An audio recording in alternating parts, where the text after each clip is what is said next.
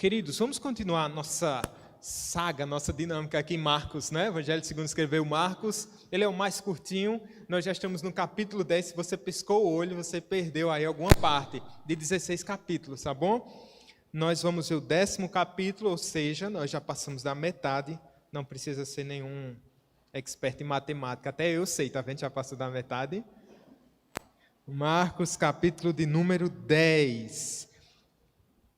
Quero só, meus irmãos, retificar algo que eu acabei deixando nas entrelinhas domingo passado, quando falamos sobre Elias e Moisés, pois surgiu uma pergunta, e a gente pensando aqui na perspectiva de que Elias tivesse morrido, mas Elias não morreu, gente, tá bom? Eu matei Elias domingo, tá bom? Então me perdoe, ele foi levado por carruagem de fogo, então ele não morreu, tá bom? Mas no calor do momento eu matei o profeta, mas enfim, estou ressuscitando ele agora. Tá certo, irmãos? Gente, Marcos capítulo 10, a gente vai, assim, é uma leitura dinâmica, é uma exposição onde o nosso propósito maior não é a gente se aprofundar nas temáticas aqui, mas assim, da gente ver de uma visão panorâmica, tá certo? Vamos fazer o seguinte.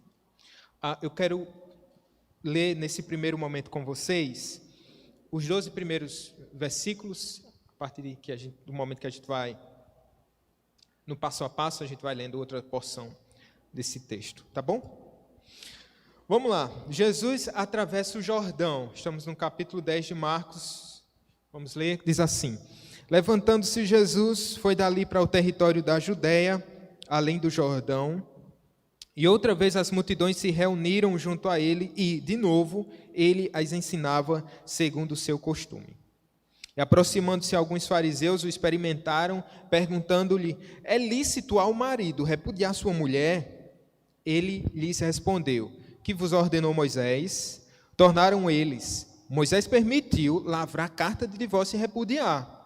Mas Jesus lhes disse: por causa da dureza do vosso coração, ele vos deixou escrito esse mandamento. Porém, desde o princípio da criação, Deus os fez homem e mulher. Por isso, deixará o homem a seu pai e mãe, e unir-se à sua mulher. E com sua mulher serão os dois uma só carne, de modo que já não são dois, mas uma só carne. Portanto, o que Deus ajuntou, não separe o homem. Em casa, voltaram os discípulos a interrogá-lo sobre este assunto, e ele lhes disse: quem repudiar sua mulher e casar com outra, comete adultério contra aquela. E se ela repudiar seu marido e casar com outro, comete adultério. Ponto. Vamos orar? Senhor, nos traga luz e graça sobre essa exposição, Pai. Que o Senhor nos auxilie, nos abençoe, e mesmo com a nossa fraqueza e limitações, obstáculos, outros, Pai, pedimos sabemos que Teu Espírito é poderoso para nos instruir, nos abençoar, segundo a Tua graça e Teu poder. Assim faça, rogamos a Ti, em nome de Jesus. Amém. O livro de Marcos trata sobre um discipulado intensivo, quase sem respirar. Várias temáticas nos são trazidas. O propósito do Senhor Jesus é preparar os discípulos. Metade desse livro é dedicado a mostrar o sacrifício de Jesus, seus últimos dias. É o evangelho que mais se dedica a mostrar essa parte da paixão, da entrega do Senhor Jesus Cristo, da sua humilhação, parte final da sua humilhação. Entendemos que a humilhação de Jesus começa na manjedoura, né? Então, ao passo que ele vai se aproximando da cruz, vai ficando mais intensivo. Sabe quando você está se preparando para uma prova? Alguns fazem isso, né? Outros relaxam, mas outros acabam tentando pegar todo o conteúdo e preparando, dizendo: ainda não estou pronto, ainda não estou pronto. É o intensivão de Jesus, não por falha do mestre, tá bom? Que fique claro, mas por falha dos discípulos. E ele está aqui trazendo várias temáticas, vários temas, vários assuntos aqui no capítulo 10. A gente pensa, nós sabemos que seguir Jesus é sair do lugar comum. Não há lugar para tédio na vida do que segue a Cristo, né? Que é sempre uma novidade, é algo intenso, é algo enriquecedor, por vezes é algo frustrante também. E a gente percebe isso também na lida aqui dos discípulos. Aqui ele vai continuar mostrando os valores do reino, mostrando que há pessoas que não estão prontas para o reino. Há pessoas que estão se preparando para o reino. E outras que recebem e abraçam o reino. E a gente vê essa dinâmica. A gente vai ver sobre os fariseus, essa turma que sempre aparece aqui, todo domingo eles aparecem com alguma novidade. Hoje eles vão ter outra novidade. Quase para complicar o pregador. A gente vai ver os discípulos que estão alguns mais lentos, outros mais avexados, como a gente pensa, a gente diz, estão aprendendo mais, outros mais imaturos, mas em geral é uma turma que ainda não está passando por média não, que nem a gente. E a gente vai ver exemplo de fé extraordinário no final do capítulo para a gente sair daqui bem animado, que é o que Deus está fazendo com a gente, por meio de Cristo. Primeira coisa, e aí, como é uma visão panorâmica, olha o que eu vou falar para vocês agora sobre divórcio. Será que isso é um tema rápido aí? É um tema extremamente objetivo do ponto de vista bíblico, mas que tem suas nuances, tá certo? Vamos para o texto e aí eu vou dar uma passada com vocês sobre isso. E a primeira coisa que eu quero falar com vocês é como entender o divórcio. E Jesus vai mostrar várias coisas, como entender isso, como fazer aquilo, como entender o divórcio. Essa primeira parte, a gente já entendemos que Jesus está saindo ali do território para a Judeia, ele está passando pelo Jordão, ele está subindo, né, para Jerusalém, assim, com disposição, com um objetivo muito claro de cumprir aquilo, o seu ministério, a sua morte. Ele está indo de encontro à morte, resoluto. E aí aparece novamente o grupo dos fariseus. Eles estão experimentando Jesus. Eles não queriam aprender do mestre, eles não queriam crescer na graça, eles não queriam se converter, mas eles queriam somente experimentar o mestre. O que é que eles fazem? Eles colocam Jesus numa emboscada. Eles querem experimentar. E eles começam a tratar sobre o divórcio, porque ele diz assim: é lícito ao marido repudiar a sua mulher? Olha a pergunta que eles estão fazendo. E havia duas escolas rabínicas na época, uma progressista, a outra mais conservadora. A escola mais progressista era a escola do rabino Hillel. Hillel, ele entendia, à luz de Deuteronômio 24, versos do 1 ao 4, que o marido poderia repudiar a esposa por qualquer razão, por qualquer motivo. Se ela por incompatibilidade de gênero, por cozinhar mal, ou por qualquer outra bobagem. Então, isso era motivo suficiente para dar essa carta de divórcio, que era como ocorria na época. O marido dava essa carta de divórcio. Essa escola de Hillel, ela é concessiva e ela é liberal pró-homem. É sempre nesse sentido. Por sua vez, a outra escola, mais conservadora, a escola do Rabino Shammai. O que é que ele dizia? Ele dizia, não, só há uma concessão, só há um motivo que pode levar ao divórcio, que é o quê? A impureza, ou o que Jesus vai chamar de impureza sexual, porneia, que é um termo amplo, que pode se encaixar em vários pecados de ordem sexual, não é? Incluindo o homossexualismo,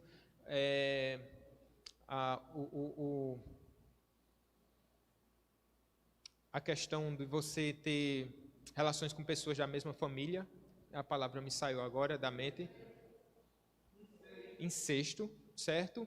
E qualquer outro pecado dessa ordem, tá bom? Então, eu quero que eles queriam que Jesus escolhesse uma escola hermenêutica para onde Jesus ia, né? Então, eles queriam apanhar Jesus nisso. Uma outra razão aqui, muito clara, é que Jesus ele estava no território, né, lá no território da Galileia, fazia parte do espectro da área de atuação ministerial de Jesus, e tinha ocorrido um fato muito curioso. O quê? Herodes, Ele tinha mandado decapitar João Batista. Por quê? Porque João Batista tinha denunciado ele pelo casamento dele com Herodias, que por sua vez era tanto sobrinha quanto cunhada. Então é um pecado de adultério e incesto. Uma vez que foi denunciado, João Batista denuncia esse pecado de Herodes, e Herodias ela pede a cabeça de João Batista e é concedida. O que é que os fariseus queriam? Que Jesus se enquadrasse em uma dessas escolas, e uma vez que ele optasse pela escola de Shammai, pronto. É um motivo que poderia levar Jesus ao quê? À morte, da mesma forma que levou quem? João Batista. Olha, perceba com que tipo de gente que Jesus lidou naquela época. O que é que acontece? Então, Jesus, como por ser uma área de jurisdição de Herodes, isso poderia ocorrer. O que é que Jesus faz? Nem essa escola, nem outra escola. Ele vai para a Escritura. Porque aí ele responde uma pergunta, e isso é plástico de Jesus. Respondeu uma pergunta com o quê? Com outra pergunta. E nesse sentido, o que é que ele faz? O que é que diz Moisés? E o texto vai nos dizer. O que foi que Moisés ordenou? Aí os fariseus, eles estão bem afinadinhos. Eles dizem assim, Moisés permitiu lavrar a carta de divórcio e repudiar. Eles estão baseados em Deuteronômio 24, do 1 ao 4. Olha lá o que é que diz. Vamos lá. Gente, tem como isso ser rápido? Vamos lá. Acho que isso aí é motivo para uma aula inteira, tá bom? Acerca do divórcio. Diz assim, se um homem tomar uma mulher e se casar com ela, e se ela não for agradável aos seus olhos, por ter ele achado coisa indecente nela, e se ele lhe lavrar um termo de divórcio, lhe o der na mão e a despedir de casa, e se ela, saindo da sua casa, foi se casar com outro homem, e se este aborrecer, lhe lavrar termo de divórcio e lhe o der na mão e a despedir da sua casa, ou se este último homem que a tomou para si mulher vier a morrer, então seu primeiro marido que a despediu não poderá tornar a desposá-la, para que seja sua mulher depois que foi contaminada, pois é a abominação perante o Senhor. Assim não farás pecar a terra que o Senhor teu Deus te dá por herança. Havia um equívoco nessa interpretação, como eu falei para vocês, essa questão aqui de aborrecer por ele ter achado coisa indecente nela. Olha que coisa, né? Por ter achado coisa indecente. E que coisa indecente é essa? Certamente pecados de ordem sexual. Veja, o que é que ocorria? O homem, ele lavrava essa carta de divórcio, e nessa carta, uma vez concedida, essa mulher estava livre para se despedir de casa, e o que envolve aqui é a questão de outro casamento. Se não fosse por essa via, o que é que estava permitido aqui? O que é que estava proibido? Essa mulher, ela se divorciava, ela separava e ia ter com outro homem, e depois esse homem, por conceder carta de divórcio de novo, ou ter morrido, ela voltar para o seu antigo marido. E aí a ordem de Moisés a ordem bíblica não faça isso. Para o quê? Para que não haja contaminação. E o que é? É a desordem dentro da ordem que Deus estabeleceu. O que é o casamento? Como se dissesse, que bagunça é essa que está acontecendo? Você percebe que nos nossos dias acontece muito isso? Uma desordem, uma bagunça, uma falta de entendimento e como diz pregava a própria escola de Hillel, ela é progressista, não é? Então ela é aberta demais. O que nos chama a atenção aqui é que o divórcio não é uma instituição divina. O que é instituído por Deus, irmãos, é o casamento. E Jesus vai dizer, olha, Moisés, ele não determinou que houvesse o divórcio, mas ele permitiu o divórcio. Isso é completamente diferente. Por quê? Por causa da dureza do coração do homem, por causa do pecado. uma vez que o pecado ele contamina todas as relações, todos os relacionamentos, em alguma razão, em algum grau, esse nível de pecado dentro de um casamento pode chegar a tal ponto que se torna inviável a continuidade dessa união conjugal. Então, Jesus está colocando os pingos nos is aqui. Então, ele vai falar, primeiro, o casamento, o que é instituído por Deus é o casamento, porque Deus ele odeia o divórcio. Está lá em Malaquias, capítulo 2, verso 16. Depois, ele vai falar das bases desse casamento. Porque ele vai dizer, a partir do versículo 6, porém, desde o princípio da criação, Deus os fez homem e mulher. Veja, ao invés de se debruçar sobre o divórcio, Jesus vai falar sobre o quê? Sobre o casamento. Eu concordo com Hernandes Dias Lopes, porque ele diz assim, se a gente falasse mais sobre casamento e menos sobre divórcio, os casamentos teriam, os casais e a família como um todo teriam um entendimento mais aprofundado do que é o casamento. Jesus ele volta para as bases e vai dizer o que é a base do casamento, que é o quê? Heterossexual, entre macho e fêmea, foi assim que Deus fez. Ele é monogâmico, o homem deixa pai e mãe e vai se unir à sua mulher, e ele é indissolúvel, ou seja, ele não pode ser rompido. E essa é a base.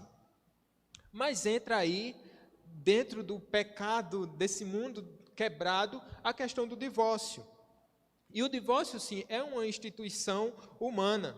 O que é que a Escritura faz? Ela reconhece, veja que em capítulo 24 de Deuteronômio, Moisés não está estabelecendo assim, olha, se isso acontecer, deixa eu colocar a casa em ordem. Não, ele não está prevendo que o homem ia quebrar as alianças. Não, isso já acontecia desde o Éden, ou seja, já era algo que era praticado na época. O que acontece aqui, a Escritura está reconhecendo, ela permite, é uma exceção, há uma cláusula de exceção aqui, excepcionalidade, e ele o quê? Regulamenta o divórcio. Para quê? Para que as pessoas não estivessem lavrando carta de divórcio, como a gente percebe hoje em dia. Veja, então, qual é a exceção? No versículo 8 ele vai falar, ele permite por causa da dureza do vosso coração, e depois ele vai falar,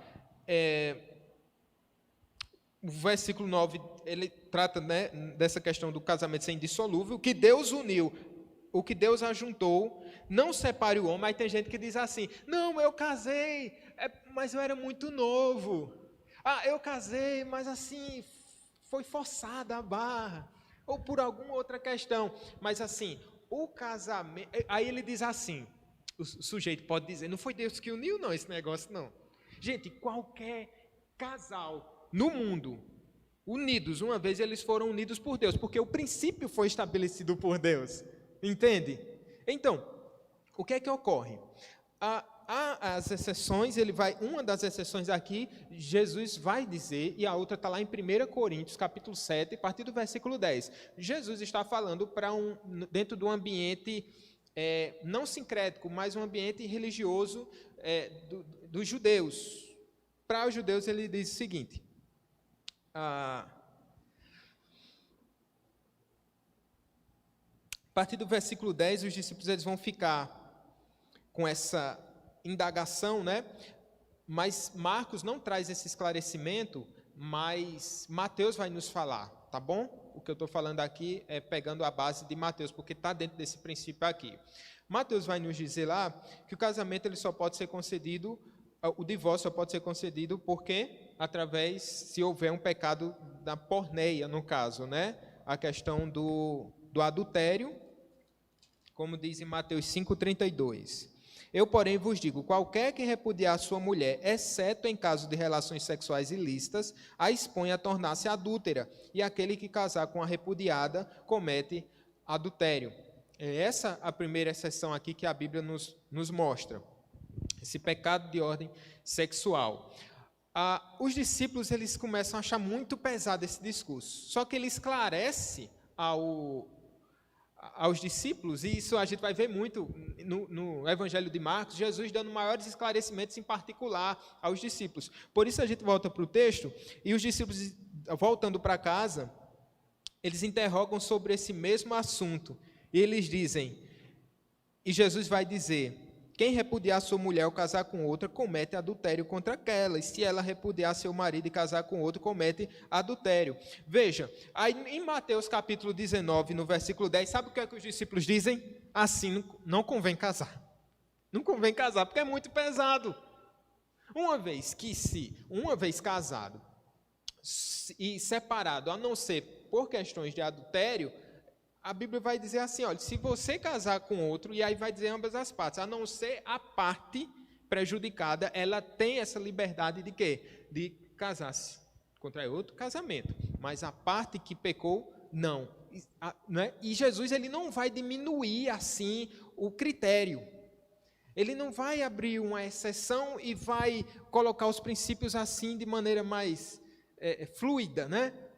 Mas ele repete para os discípulos, não, é assim que acontece, é dessa forma. Aí os discípulos dizem, então é pesado demais, não convém um homem se casar. Jesus disse, não precisa casar se não quiser, desde que não viva o quê? Em pecado. E a alguns foi concedido o quê? A questão do dom do celibato, que é um indivíduo que ele não deixa, ele não é masculado, ele não deixa de ser homem nem deixa de ser mulher, mas ele recebe um dom especial de Deus para o quê? Para não se casar.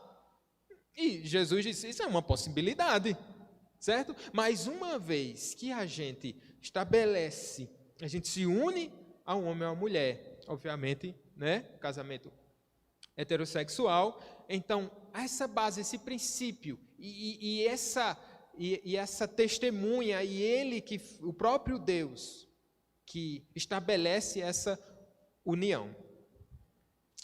Aí os discípulos dizem, duro é esse discurso. Gente, eu não vou me demorar muito aqui, na nossa extensão, mas Paulo vai dizer lá em 1 Coríntios, no capítulo 10, versículos 10 em diante, que há outra razão, que é o quê? Quando, num casamento, aí Paulo vai dizer na ocasião lá, Jesus disse isso, que é por causa do pecado sexual. Eu, porém, vos digo, ele vai dizer lá em 1 Coríntios, não dizendo assim, parece que a palavra de Jesus ela tem mais autoridade. Não, dentro da Escritura Sagrada ela tem a mesma autoridade, a palavra do apóstolo Paulo. Mas ele diz assim, ele não abrangeu essa questão, essa temática, mas é importante a gente ressaltar, uma vez que há um casamento num julgo desigual, se o marido ou a esposa não crente resolver abandonar por questões de fé, a incompatibilidade de fé, isso pode ocorrer do lado do ímpio para com o crente, não o contrário. Tipo, você casou com uma pessoa não crente, aí diz, eita, acho que um casamento com crente é mais abençoado. Eu acho que dá para separar e fazer outro negócio aqui. Não. A Bíblia não nos orienta a fazermos isso, é continuar com essa aliança, tá bom? Casamento é casamento para um crente e casamento é casamento para um não crente. Por quê? O que está acima é o Deus que estabeleceu a união. Ponto. Né? Mas se o marido ou a esposa não crente resolver abandonar a esposa, é como se ele tivesse morto. E aí a pessoa que foi abandonada pode o quê? Pode casar-se novamente. Entre questões modernas, questões contemporâneas, na questão da violência doméstica, né, que é um motivo plausível também para ver o que essa dissolução, esse divórcio. É um tipo de abandono, né? Augusto Nicodemos, outros irmãos pastores vão concordar com isso, mas eu também penso que é a questão da proteção à vida, né? Entre outra questão importante aqui, que de um mandamento importante, não é isso? Então, a gente pode pensar, como os discípulos, isso é muito difícil, gente. É muito difícil se casar.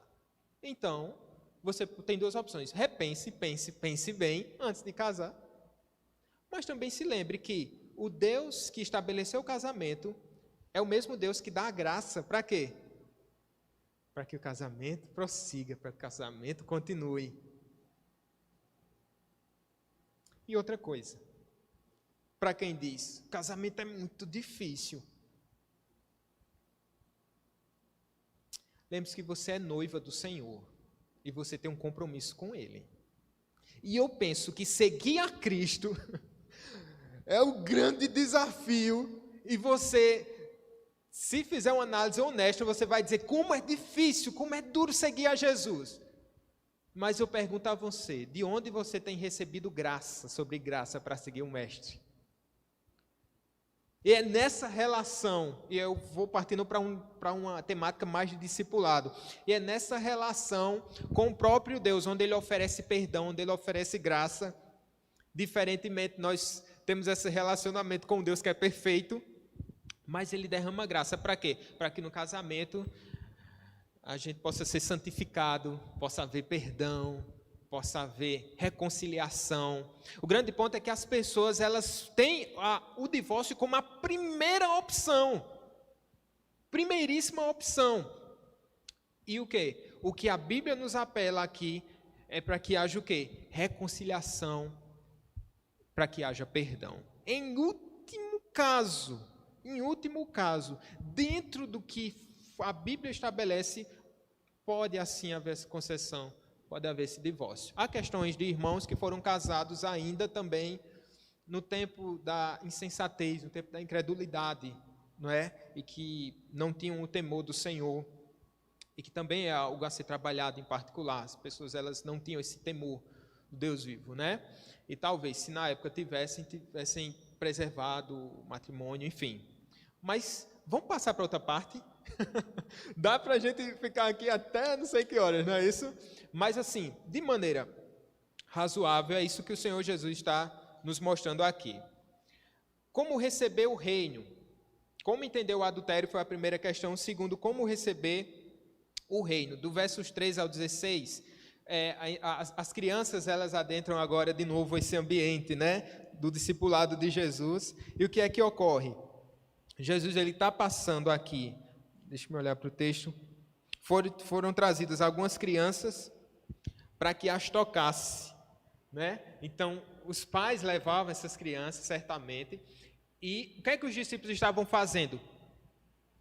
Repreendendo as crianças. Eram aqueles diáconos, né? Bem severos, repreendendo as crianças, não deixando que as crianças se aproximassem de Jesus para serem abençoadas por Ele. Será que as crianças aqui estavam provocando alguma desordem, impedindo o mestre de fazer coisas importantes? Às vezes nós pensamos assim, quando tem criança no ambiente, né? Está impedindo o pastor de pregar, está impedindo a obra, está causando tumulto. E Jesus, ele vai entender de maneira muito diferente isso. Eu fico a pensar, será que o mestre Galileu não chamava a atenção das crianças? Será que os olhos dos infantes não brilhavam quando olhava aquele mestre que tinha essa singeleza de falar a linguagem das crianças e de trazê-las para si? Essa simplicidade e essa quebra de protocolo, de no meio do nada pegar a criança e colocar nos seus braços. Será que a afeição das crianças não era voltada para esses infantes? Creio que sim. Jesus, ele quebra o protocolo aqui, se é que há algum protocolo nesse sentido. E ele vai mostrar a importância dessas crianças. E eu queria pensar com vocês, em termos rápidos de aplicação, que essas crianças, elas foram levadas por alguém. Por trás dessas crianças que tocam o mestre, tem pais que já experimentaram desse toque de salvação, de renovação. Importante darmos essa ênfase que o próprio Jesus dá, essa importância aos nossos pequeninos. Então, continuando aqui, havia uma regra na época que dizia o seguinte: um sábio não deve se preocupar em dar atenção às crianças. Então, as crianças, elas eram desprezadas em algum sentido. Mas será que elas são pelo Senhor Jesus? Não. E ele as usa como exemplo mais uma vez, porque ele diz para os discípulos: vocês querem receber o reino de Deus? Olhem para essas crianças que estão aqui, sem maiores pretensões, que estão aqui se doando bem tranquilamente, que estão aqui sem maiores interesses ou interesses escusos, estão aqui por estar. Vocês querem receber o reino de Deus? Olhem para esses pequeninos, que mostram uma dependência tamanha. Você que já teve criança ou num relacionamento com um sobrinho, você sabe disso, com filhos ou com, enfim, com crianças aqui da própria igreja, nesse contato, né? Quando ela se entrega, ela sabe que depende, né, não se torna, a partir do momento que ela vai se tornando independente, ela já vai tentando fazer uma coisa ou outra, né? Mas na sua essência, na primeira infância, eu vou usar essa linguagem aí, na pedagogia, ela tem o quê? A plena certeza de que, não, ali é perigoso. Ou então, o meu pai, ele pode me conduzir em paz e segurança. Então, é nesse sentido que Jesus está falando aqui. Devemos ser semelhantes a crianças. Eu me lembro de uma história que eu repito aqui porque eu acho ela maravilhosa. Eu não encontrei outra melhor. Quando eu encontrar, eu mudo, tá bom? De um evangelista inglês chamado Moody. E certa vez ele foi para uma investida missionária, para um avanço missionário. Então, quando ele volta, ele foi indagado por um companheiro de ministério e diz assim: e aí, Moody, como foi lá hoje? E Moody disse: lá foi ótimo. Foram 2 almas e meia se converteram. Aí o amigo de Moody diz assim: entendi, 2 adultos e uma criança, né? Aí Moody disse: não, 2 crianças e um adulto, porque a criança ela tem a vida inteira para servir o Senhor. A gente que está meio quebrado, né? A gente que foi pela metade, né? Eu já fui lá pelos meus 13 anos, você já chegou na fase adulta, mas o importante é ser chamado por Cristo, né? E aqui a gente entender da importância das crianças no reino. Vamos seguir? Como lidar com as riquezas? A gente passa a vida inteira tentando lidar ou com a riqueza ou com a pobreza, né? Eu estou mais do lado do outro. Como lidar com a pobreza? Mas tem gente que lida muito com essa questão da riqueza. O que é que ocorre? Das figuras mais famosas, em termos negativos aqui, um homem que é chamado por outro evangelista, Mateus, jovem, rico, e Lucas vai dizer que ele é um governante. Pessoa de destaque na sociedade, uma pessoa que já na sua pouca idade já tinha muitos recursos, que carregava com si essa máxima do judaísmo, que é o quê? Prosperidade é sinal de riqueza material, e essa era uma forma de se ver que, em partes, eles tinham certa razão, olhando para o Antigo Testamento, para os patriarcas, mas eles perderam o que era essencial ali, a riqueza da alma, ou uma alma pobre. Eu vou usar as 2 linguagens. A riqueza da alma é reconhecer a sua pobreza. Pronto, resolvi as 2 questões aqui. Reconhecer que é pobre de espírito. Pois bem, ele chega para o Senhor Jesus e parece demonstrar um interesse pela vida eterna. Vamos ler, porque eu só li lá a primeira parte do texto, né? Vamos ler então. Versículos 17, aí a gente pega e a gente já lê até o 31. E pondo-se Jesus a caminho, correu um homem ao seu encontro e, ajoelhando-se, perguntou-lhe: bom mestre, que farei para herdar a vida eterna? Respondeu-lhe Jesus: por que me chamas bom? Ninguém é bom senão um, que é Deus. Sabe os mandamentos: não matarás, não adulterarás, não furtarás, não dirás falso testemunho, não defraudarás ninguém, honra teu pai e tua mãe. Então ele respondeu: mestre, tudo isso eu tenho observado desde a minha juventude. E Jesus, fitando, o amou e disse: só uma coisa te falta, vai, vende tudo o que tens, dá aos pobres, e terás um tesouro no céu. Então vem e segue-me. Ele, porém, contrariado com esta palavra, retirou-se triste, porque era dono de muitas propriedades. Ele chega com um discurso até empolgante, promissor. Se chegasse alguém na igreja assim, uma pessoa abastada, uma pessoa rica, e abordasse a gente e dissesse assim: o que é que eu faço para herdar a vida eterna? Eu disse: opa, já é uma porta aberta. Acho que ele já é quase crente. A gente vai julgar assim: ele está quase crente. O que é que eu faço para ter vida eterna? Tudo bem, mas aí o texto vai mostrar que esse jovem, ele entendia muito mais uma salvação meritória do que pela graça. Então, ele vai mostrar a Jesus e vai dizer: o que é que eu faço? Ele se ajoelha: bom mestre, o que é que eu faço para ter vida eterna? E nesse bom mestre aqui, ele é repreendido por Jesus, porque Jesus diz assim: opa, só há um bom, que é o Deus. E o que é que Jesus queria dizer com isso? Ele queria dissuadir esse fundamento do jovem rico de pensar que ele era bom, não Jesus, mas ele, sendo bom, poderia com isso herdar e garantir a vida eterna. Jesus começa a tirar desmantelar, desmanchar, destruir esse falso fundamento com amor, não é? Jesus não tinha a intenção assim de só fazer a pessoa passar vergonha, ou de num jogo, numa luta de argumentos, ele sobressair como mestre, como rabino, não. Com amor, o texto vai dizer. Marcos, ele tem ele inclui esse detalhe para nos mostrar o nível de repreensão do Senhor Jesus Cristo. Jesus, ele diz, quer que diz os mandamentos? E ele continua lá. Sabe os mandamentos? E Jesus mesmo vai citar a segunda tábua da lei. Só mudando aqui, que ao invés de ele falar sobre cobiça, ele vai dizer, não defraudarás ninguém, talvez com a intenção de mostrar uma possível falha do próprio jovem rico, que defraudava alguém para obter suas riquezas, e isso é uma forma de cobiça.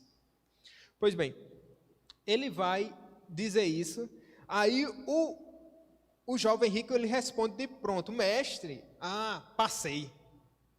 Ele só está ratificando aquilo que eu já sabia, eu já tenho observado tudo isso. Palmas para mim, eu estou salvo. Bom mestre, nós somos assim, ó. Eu e você, Jesus. Jesus diz assim, tudo bem, falta só uma coisa. Aí, quebra, jovem rico. Vai lá, vende tudo que você tem. Dá aos pobres, aí você vai ter um tesouro no céu. Depois disso, você vem e me segue. Que discurso duro, eu me lembro dos discípulos ao falarem sobre o divórcio, né? Dura essa palavra, agora é o jovem rico. Que palavra dura! O que é que ele faz? Ao invés de abrir mão da sua idolatria, porque era esse o propósito do Senhor Jesus Cristo, não era fazer com que necessariamente ele doasse todos os seus bens, mas de mostrar um ponto de vulnerabilidade no coração dele, dizendo que, olha, a sua confiança não está em Deus, você confia nas suas riquezas, você precisa quebrar esse seu ídolo, de tentar fazer do seu dinheiro o seu Deus, das suas posses.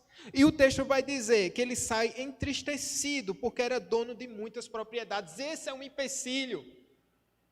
E é isso que o Senhor Jesus quer destruir, esse falso fundamento aqui de fé desse jovem. E aí isso dá base para o restante desse discurso, em particular com os discípulos.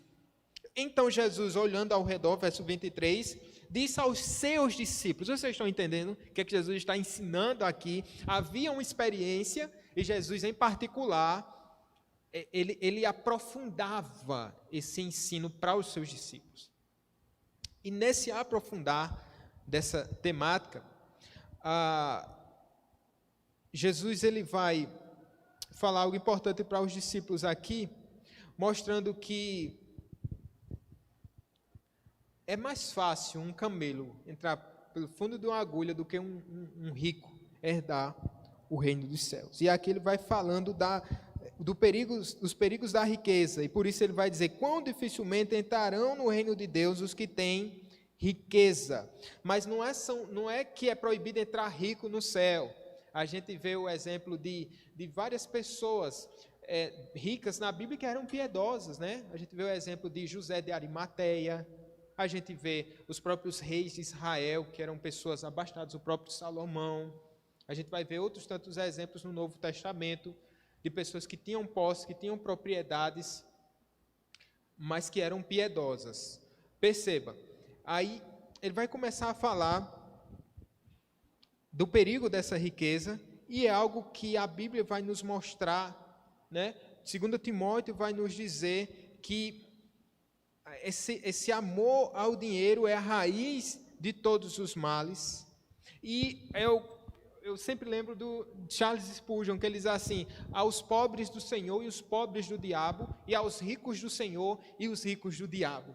Porque tanto a pobreza quanto a riqueza pode fazer o homem correr em tentação. Se você não tem, você duvida da soberania de Deus e dos cuidados paternais do nosso Altíssimo. Se você tem demais, você despreza o seu Deus, porque diz, eu dou de conta.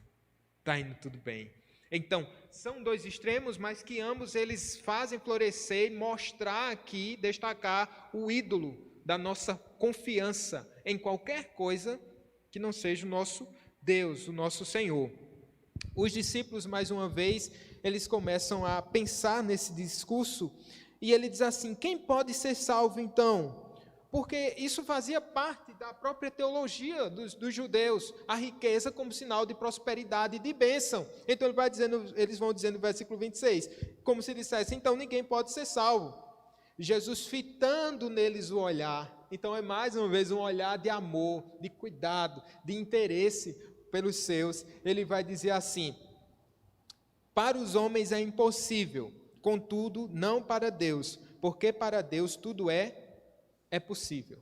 Ele não está fechando as portas dos céus aos ricos, nem desestimulando os irmãos a trabalharem, a lutarem, a progredirem, a buscarem um meio de vida melhor, prosperidade de maneira lícita.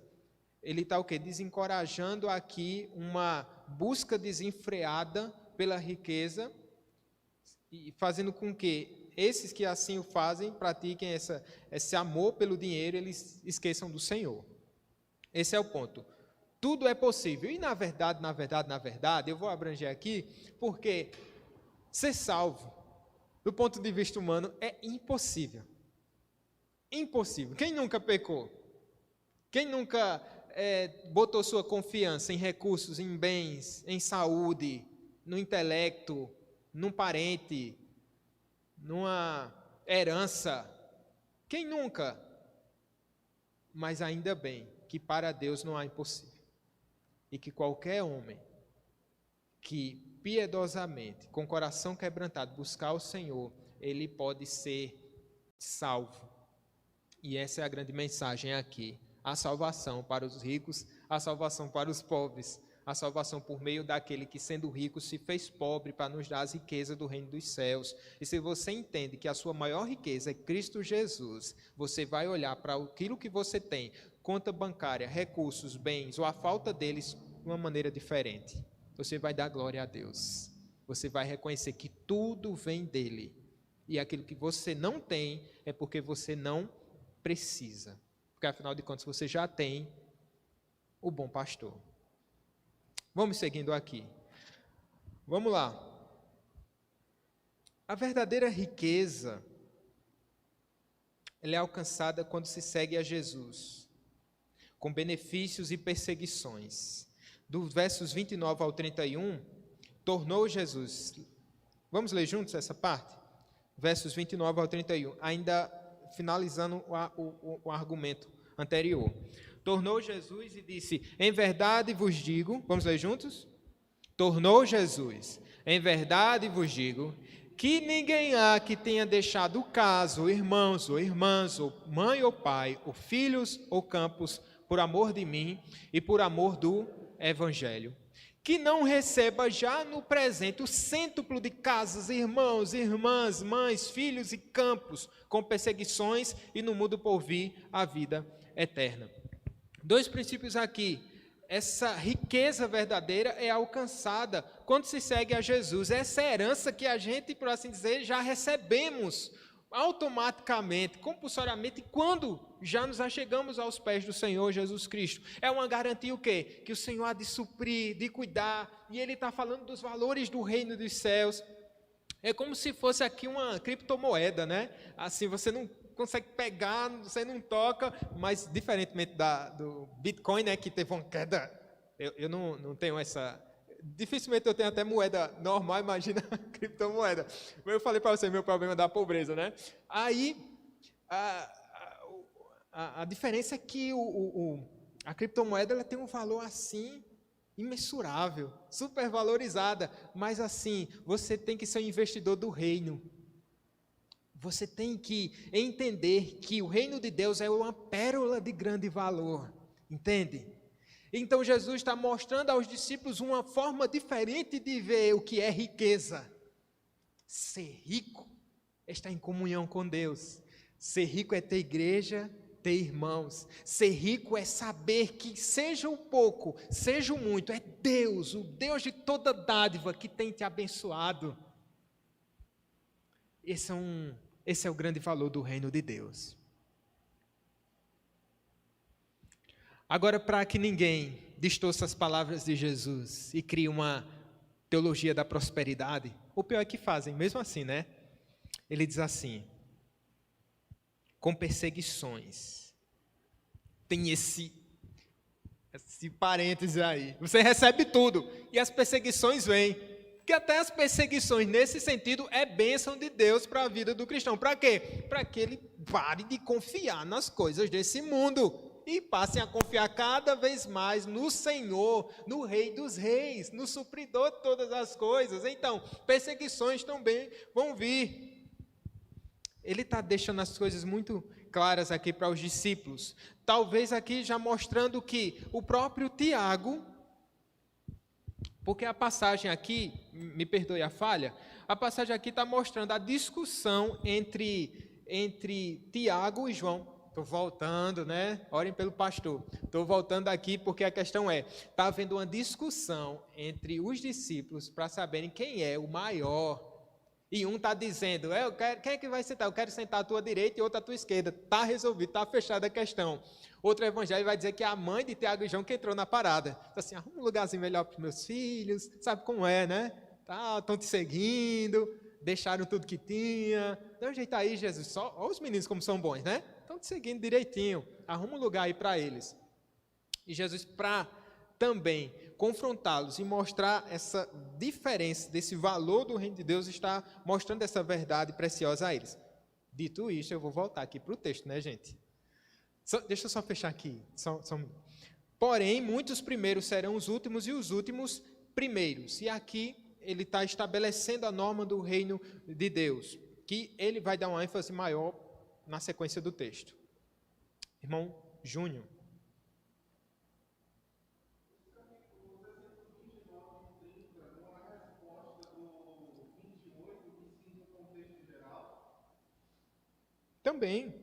Também. Por quê?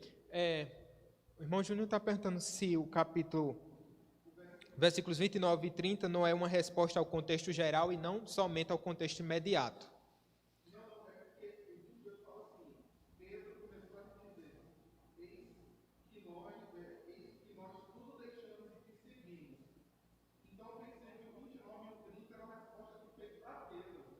Sim. Também. É uma resposta imediata, mas perceba que é uma resposta para Pedro, mas que está dentro desse contexto maior com os discípulos, não é? Mas objetivamente também.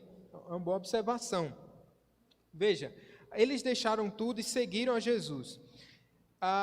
E aqui, voltando, obrigado, Júnior, ele vai mostrar esse valor excelso do reino de Deus, não é? Gente, perdão, eu cometi uma falha gritante aqui, eu acho que é o período das férias, tá bom? Eu disse que era voltando ao argumento, mas era o argumento posterior, a gente vai ver isso nos versículos 35 ao 38. Obrigado, Júnior, vocês perdoam o pastor, né? Não falei nenhuma heresia aqui, só coloquei um argumento dentro do outro, tá bom? Mas vamos lá. Como conter... O que eu ia falar nesse sentido aqui, aí eu vou passar porque eu já expliquei para vocês, como conter o desejo de reconhecimento, que é o que acontece aqui agora com Tiago e acontece com João. Eles querem ter proeminência, tá certo? A casa está em ordem agora, e agora Jesus vai mostrar isso a eles. Para terminar, ele diz o seguinte, no versículo 32 ao 34, Jesus vai falar sobre sua morte e ressurreição, porque afinal de contas, eles estão indo para onde? Para ver se vocês estão mais atentos do que eu, não? Eles estão indo para onde? Para Jerusalém. E volta e meia, ele volta os discípulos, a atenção, diz assim, olha, sabe para onde a gente está indo, né? Sabe para onde eu estou indo? Eu estou indo para Jerusalém. e lá eu serei entregue nas mãos dos homens. E ele já repetiu isso pelo menos 2 vezes nesses últimos capítulos, e agora ele dá uma ênfase maior, com um pouco mais de detalhes sobre aquilo que eu esperava. Tiago e João agora, sim, eles entram na história e eles querem saber, eles querem um lugar de destaque, de proeminência. E Jesus ele vai mostrar que no reino de Deus há uma diferença no que eles acham que é ter destaque. Por quê? Vejam, eles pensavam que pelo fato de serem discípulos, eles iriam receber a glória antes da cruz. Lutero vai falar sobre essa teologia da glória e a teologia da cruz. E eles estão aqui baseados, pautados nessa, olhando, vislumbrando o quê? O porvir, meio que burlando ou pulando essa fase, essa parte importantíssima do ministério de Jesus, a saber o quê? O seu sacrifício. Vamos voltar então aqui, versículos 35 ao 45. Eu preciso ler para ver se eu consigo voltar aqui essa aula. Vamos ler então, versos 35 ao 45. Então se aproximaram dele Tiago e João, filhos de Zebedeu, dizendo-lhe: Mestre, queremos que nos concedas o que te vamos pedir. E ele lhes perguntou: que quereis que vos faça? Responderam-lhe: Permite-nos que na tua glória nos assentemos um à tua direita e outro à tua esquerda. Mas Jesus lhes disse: Não sabeis o que pedis. Podeis vós beber o cálice que eu bebo, ou receber o batismo com que eu sou batizado? Disseram-lhe: Podemos. Tornou-lhe Jesus: Bebereis o cálice que eu bebo e recebereis o batismo com que eu sou batizado. Quanto, porém, ao sentar-se à minha direita ou à minha esquerda, não me compete concedê-lo, porque é para aqueles a quem está preparado. Ouvindo isto, indignaram-se os 10 contra Tiago e João. Versículo 42. Mas Jesus, chamando-os para junto de si, disse-lhes: Sabeis que os que são considerados governadores dos povos têm-nos sob seu domínio, e sobre ele os seus maiorais exercem autoridade. Mas entre vós não é assim, pelo contrário, quem quiser tornar-se grande entre vós será esse o que vos sirva. E quem quiser ser o primeiro entre vós será servo de todos, pois o próprio Filho do Homem não veio para ser servido, mas para servir e dar sua vida em resgate por muitos. Gente, o versículo 45 de Marcos é o coração do Evangelho, porque ele é a base de todo o ministério do Senhor Jesus Cristo. Porque o próprio Filho do Homem não veio para ser servido, mas para servir e dar sua vida em resgate de muitos. O que é que os discípulos tinham em mente quando se pensava em destaque, em servo? Não era Jesus. Muito possivelmente, e Marcos está falando aos romanos, a um público, né, de Roma, o que eles tinham em mente quando se pensava em servo? Eles tinham em mente os senadores da época. Na época havia algo chamado Caminho das Honras, e eles trilhavam um caminho até chegarem no posto mais alto da época, que era ser cônsul. Nesse caminho tinha o Caminho das Honras, que eles utilizavam o quê? De recursos públicos, de impostos e de meios até ilícitos, para quê? Para fazerem melhorias, para ajudarem o povo. Era o pai dos pobres, então eles faziam isso. Então, e com isso eles tinham o quê? Não era um caminho de descida, era um caminho ascendente. Eles eram chamados servos, mas eles estavam em proeminência, eles eram cônsuls. Então, os discípulos diziam: esse é o caminho. Jesus está levando a gente para lá. A gente vai alcançar essa glória humana. Então, Jesus está destruindo esse argumento deles, dizendo assim: olha, o que é que vocês acham? O que é ser servo? Não olhem para o cônsul, não olhem para os senadores. Olhem para o Filho do Homem, que não veio para ser servido, mas para servir e dar a sua vida em resgate de muitos. É esse o caminho do serviço, e aqui ele vai usar as palavras mais humilhantes, diáconos doulos, que é servo e escravo. O que é que você é? Qual o seu título? Qual a sua patente no reino de Deus? É bispo? É bispo, bispo? Não, é servo, né? É pastor? É reverendo? Reverendíssimo? É presbítero? É secretário? Presidente? Não, é doulos. Diácono mesmo, esse servo. Por quê? Porque assim, Filho do Homem, Deus eterno, foi esse o serviço dele, por nós. Serviço. Eu não sei como há um cristão orgulhoso. Não sei. É incompatível isso, né?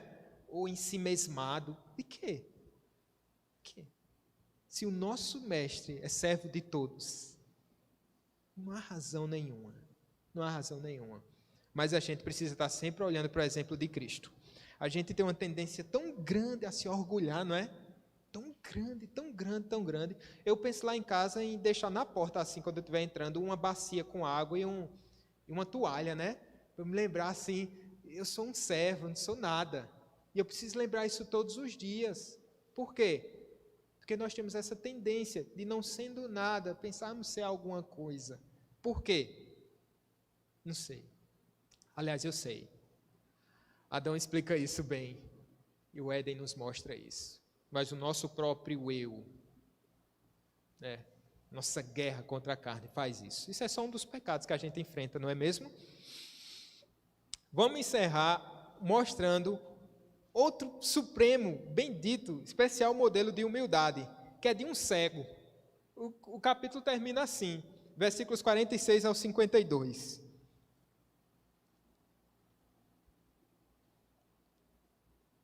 Meu Deus, parece que a aula tomou um rumo, né? Eu estava meio desesperado, como é que isso vai voltar aqui depois dessa troca de ordem aqui? Mas vamos lá.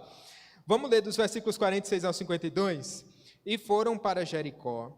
Quando ele saía de Jericó, juntamente com os discípulos e numerosa multidão, Bartimeu, cego mendigo, filho de Timeu, estava sentado à beira do caminho.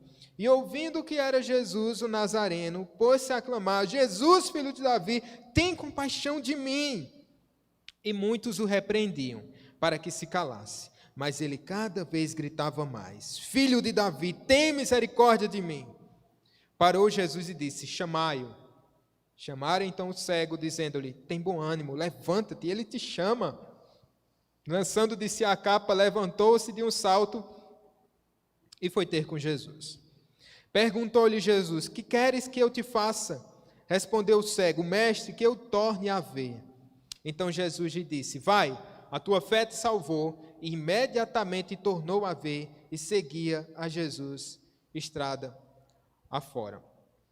Esse é um exemplo célebre aqui dessa passagem. Um cego que grita por cura. Ele destoa de todo o capítulo. Por quê? A gente começa o capítulo vendo fariseus pegando no pé de Jesus. A gente prossegue vendo um jovem que pensava ser alguma coisa, nada sendo. A gente vê os discípulos com as suas indagações e com a sua dificuldade do mundo todinho. E agora um exemplo tão simples, mas tão profundo, de um cego que gritava por Jesus, quando ali ele estava finalizando, fechando esse ministério público, porque agora ele vai entrar em Jerusalém, no capítulo 11. Então é o desfecho, como se preparando Jesus para a entrada triunfal em Jerusalém, a um cego no meio do caminho. Isso é tão significativo para a gente. O que faz quem aclama Jesus como rei, não são as multidões, não são os nobres, não são as pessoas importantes, mas cegos, pecadores, no meio do caminho que gritam por misericórdia. Esse é o caminho das honras. É assim um reino de Deus. Jesus, ele percebe o que está acontecendo desse cego, que não é somente cego, ele é cego e mendigo, como era comum na época. Ele tinha ouvido falar de Jesus o Nazareno, e ele começa a clamar, e esse clamor aqui, ele é profundo. Essa sentença aqui, ela é maravilhosa, porque ele diz assim: Jesus, filho de Davi, tenha compaixão de mim. Ele está falando aqui, declarando que Jesus, ele é o quê? O Salvador. Esse Nazareno, ele é o Salvador. Jesus, ele é o Salvador.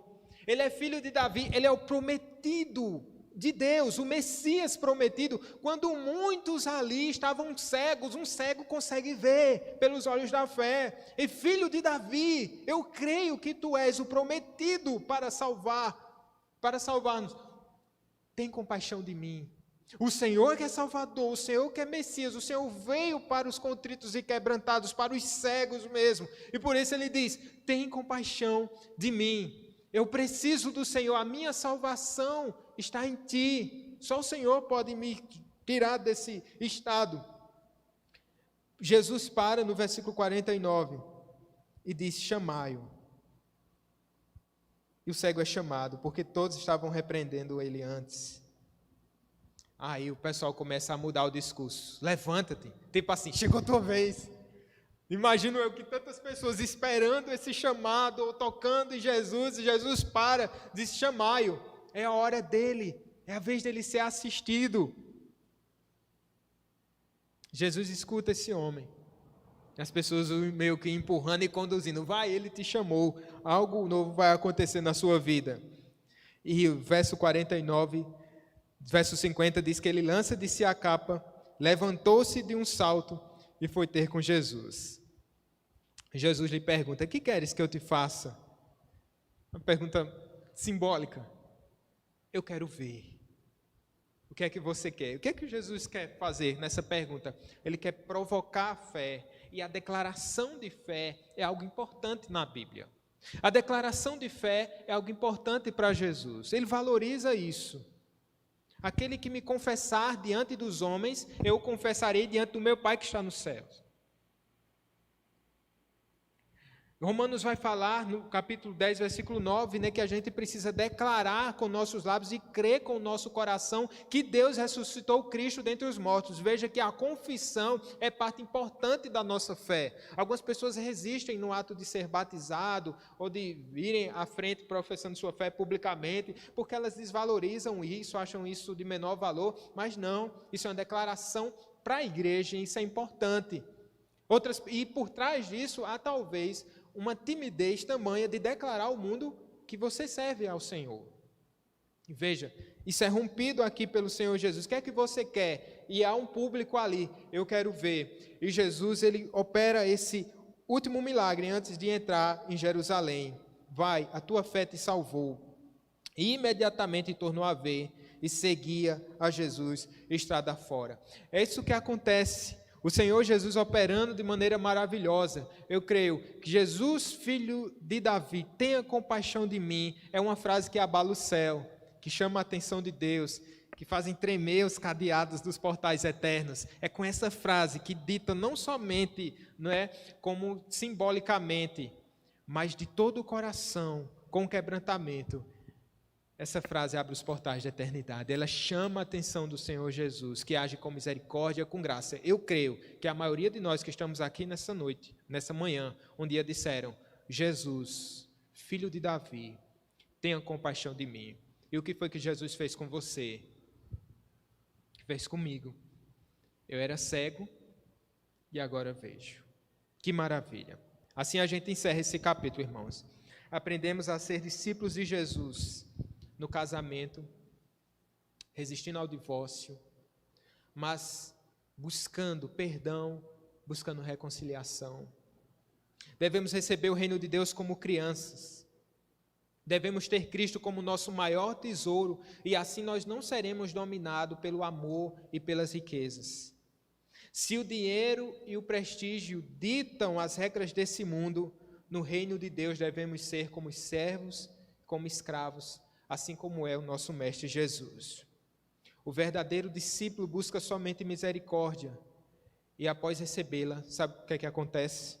Leia o último versículo. Então Jesus lhe disse, vai, a tua fé te salvou. E imediatamente tornou a ver e seguia a Jesus por onde? Estrada afora. E esse é o propósito de Marcos, mostrar aqui. Aqueles que são chamados pelo Senhor Jesus devem seguir Jesus por estrada fora. Deixa eu fazer uma última pergunta a você, ver se você está mais antenado do que eu nessa manhã. Jesus seguiu para onde depois desse episódio? Jerusalém. O cego de Jericó seguiu Jesus estrada afora. Para onde Jesus foi? Para Jerusalém. Para onde o cego foi? O ex-cego. Para Jerusalém. Para onde nós somos chamados? para Jerusalém, olhar o Getsêmani, seguir Jesus estrada fora, até Sião. Esse é o chamado para ser discípulo. Siga o Cordeiro de Deus. É um chamado que vale a pena. Eu acho que é impossível. Não. Para Deus, não é impossível. Talvez nessa manhã você esteja envolto em tantos pecados, ou numa prática que você se mergulhou de cabeça, e você diz, eu não vejo a superfície, eu não sei como voltar para Jesus. Isso pode ser impossível para você, não para Deus. Não há um pecado tão gritante, tão grotesco, que não possa ser redimido, que não possa ser perdoado pelo Senhor Jesus. Vale a pena seguir o Cordeiro de Deus. Eu vou repetir isso para vocês, eu quero encerrar com isso. Vale a pena seguir o Cordeiro de Deus. Vamos orar. Fiquemos de pé.